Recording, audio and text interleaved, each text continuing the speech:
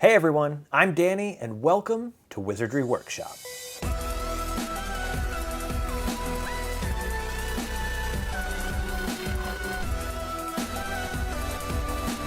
A couple years ago I did a Marauder's map DIY and there were added footprints and everything like that, and I've done additions to the map so far. Most recently I released Hagrid's Hut as an addition to this map. And I wanted to improve some things and show you guys some tips on how you can get your map put together faster and more efficiently. So if you follow my video from before, you'll get a good idea on how to put the map together. But these tips in this video will really help kind of speed up the process. I've put together so many of these maps up to this point, whether it be for giveaways or something for friends or whatever it is.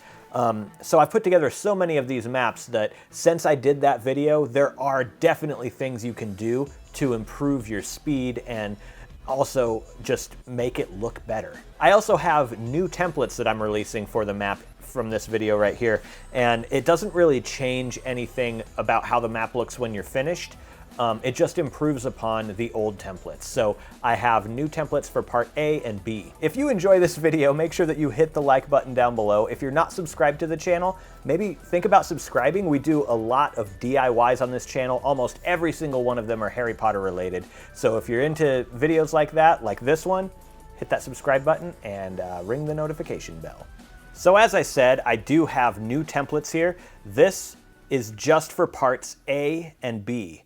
The old templates had a dotted line border around them and scissors to kind of show you where to cut. No real point to that because you're obviously just cutting off the white space. So I removed that because after making so many of these maps, I realized that that little dotted line, you kind of have to flip the pages over and after you cut them and make sure that you got all the white off of both sides because I didn't leave any bleed. And these new templates, for one, do not have the dotted line around them.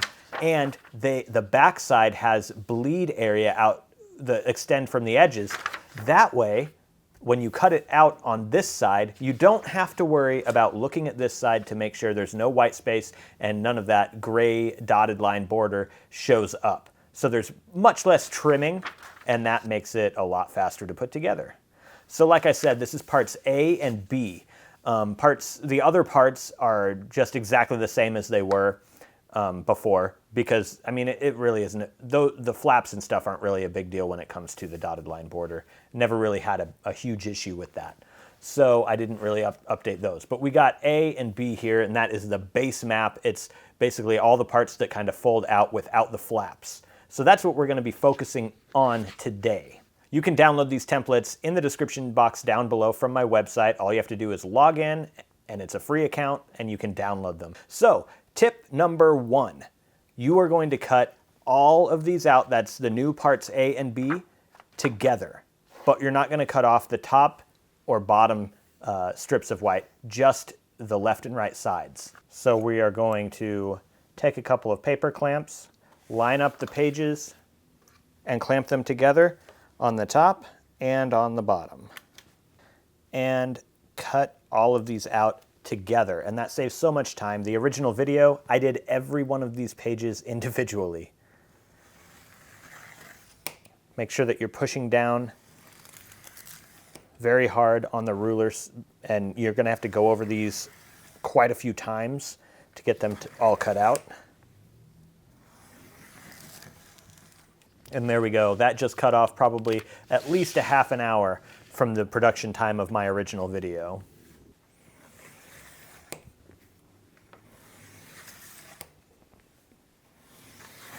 So then we need to go ahead and grab this bottom page because, as you can see, it is thinner, and then you'll just want to trim that one down.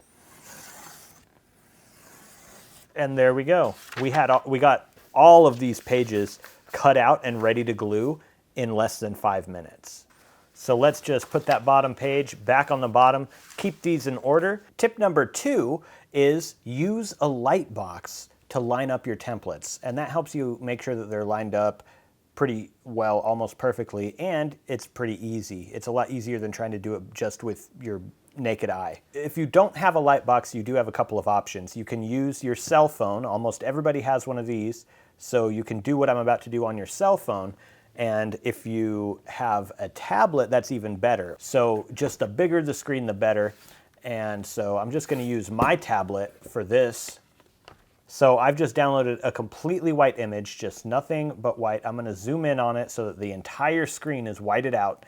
And I also have turned the brightness all the way up. So you need to turn the brightness all the way up. And then I also have an app called Touch Lock. So if I do that, that means that it doesn't matter if I touch the screen, nothing's going to happen. Okay, so that helps out a lot too. So if we have this, this is our little kind of makeshift light table, I guess you would call it. And then if we take the templates and put them on top, you can see right through them. So this is going to help us when we line up our stuff. You might have to get your face pretty close to it depending on how bright the screen gets, but you will be able to use this and it is very helpful. I like to line up the border line and these letters first. Then you can get a paper clamp and just clamp those pages together. That way it stays right there. And then we're just going to go over to the other side and line it up on that side as well. And clamp that down. But it should line up pretty well right there. And you kind of want to set your screen to not fall asleep. That's what just happened. My screen started to fall asleep, so it got dimmer. You want to turn that off. Tip number 3, we need a strip of paper, and we're going to put it right up against where these pages are meeting each other.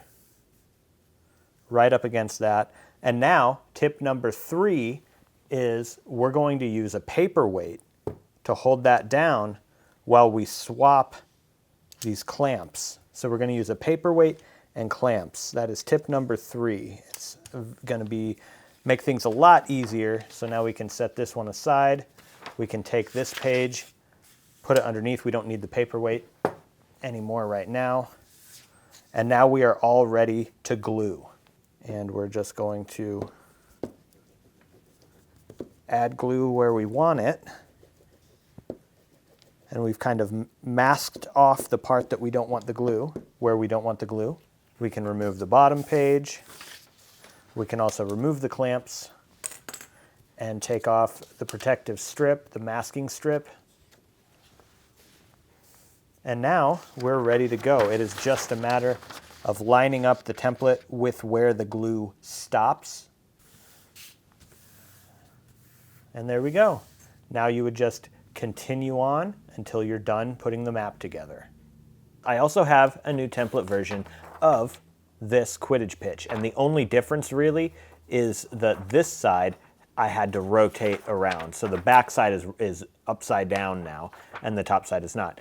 Originally, this template just fit in right here. You line up that star with this star, you glue it in, and it would just fold open like this. But as you can see now, that doesn't work because it's backwards, because we're going to do a different fold. After doing my video on the Quidditch campsite map, the way that kind of opened up like an origami thing, if you didn't see that, you can check that video out too. But yeah, I decided that would be so cool to use that fold on the Quidditch pitch, so when you're going through the map, you can open it up and it would all just kind of like pop open like that Quidditch pitch map does, or Quidditch campsite map does. So yeah, that's what we're gonna do. In the Quidditch campsite map video, I had like a fold guide to help you get this folded upright. This one, I didn't make one for this, but I will show you how to fold it, and it's actually pretty simple. There's only one fold that might be a little difficult to follow, but I'm gonna try and explain it as best as I can now. So you take the Quidditch map, or the Quidditch pitch map piece, and you fold it in half this way. So we've got that fold there. And then next we're going to turn it and go ahead and put another fold this way. So now we have, you can see the fold here and the fold here, so now we know exactly where the center of the paper is. We're going to do a fold along this way. So find that center point, and it's not going to line up completely on these corners because the template isn't exactly square. It's a bit of a rectangle, But as long as you see that this kind of piece of the inside that's peeking out here is about the same width all the way down, just kind of eyeball that and you should be good. So then open that back up, turn it, and then fold another line here to make sort of an X in this map here, or in this piece of the map.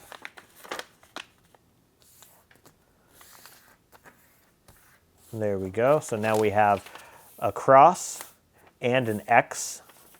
So now that center fold, this part of the cross, needs to be folded inward like this. That way these two parts kind of come in because of that X fold. And then the whole thing can just sort of fold in on itself like that.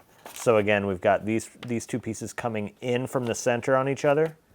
And then you basically just close these two up like that. So here's where we should be right now. You should have a shape that looks like this. All right, so we've got this part that opens up like this, and we've got that on both sides, you can see. So what you want to do is take this, one of these, and fold it in right to the center of this middle fold here. So you just want to fold it right to the center of that. Go ahead and make that crease. You can do it the opposite way too. You want to maybe crease it both ways to get a good crease in there. And then here's the tricky part. So it's not that tricky, but it might be hard to explain. So if I open this up like this, so here's where I made that last fold right here. So then if I open it up like this, you can see where that fold kind of made a crease here, and it also made a crease on this side right there. So there's sort of this rectangle shape. You can also see part of that X fold that we did. You can also see part of that right here from this corner of this sort of rectangular shape. You want to kind of just invert that. So right now the fold of that X corner is going this way, but you want to invert it. So just push it in the other direction and then fold it inside like this. So instead of being like this, we just took that and folded it in like that. I really hope that made sense, because you need to do that on all of the other parts of all of the other three parts that are like this. So we're going to do that on all of them. So again, this folds in toward the center like that. Fold it the other way like that. So now we have this. Open it up so that you can see that sort of rectangular shape from that fold we just made, and then the end of this X can be folded inside like that. So now we have one side finished. It should just look like this now. And if you open it up, you've got this. Now we'll do that to the other side as well. So now you should have this.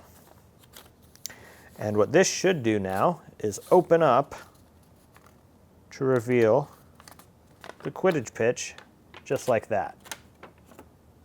So now we'll close it back up. You can see it's a really cool fold. So in our map, we're going to go back to where the Quidditch pitch should be, and then we're going to line these lines up. So this top one should be this line that's coming, the one that's right below the star shape here. We're going to line up that right there, and the middle crease in this origami fold should line up with the crease here. So right here is where I'm going to put mine, right there. Get a little piece of scrap paper and a glue stick, and we're going to flip this over now, apply glue to this side, and then line it back up and glue it down.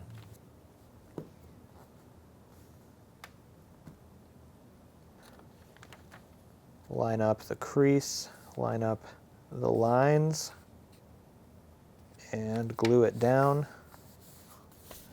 like that. Also, the fold should be able to fold as well this way.